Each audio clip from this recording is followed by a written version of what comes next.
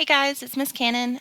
Today is day 8 of digital learning, and I'm going to just review real quick adding and subtracting fractions one more time. I know there's already a video on this, but I want to kind of keep it on a day-to-day basis. So when you're adding fractions, remember the bottom always stays the same. I'm just going to bring that over, and then the top you just add. So 4 plus 1 would equal 5. All right? When you're adding mixed numbers, you add the whole number first. 3 plus 4 would be 7. And then I bring over my 5.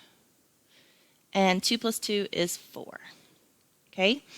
Subtracting similar. Sorry, my cat is bumping my camera. Okay. Subtracting is very similar. You bring over the bottom. If they're the same, it stays the same. And then you do 7 minus 3 equals 4. Okay, with subtraction, you can go ahead and bring over your denominator because it's not going to change. And then you say 5 minus 1. If you can do that, which you can in this case, you just do 5 minus 1 equals 4. And then I subtract my whole numbers. 3 minus 2 equals 1. Okay, that is it for today in adding and subtracting fractions. If you have any questions, feel free to message me. Hope you guys are having a great week, and I will talk to you tomorrow. Bye.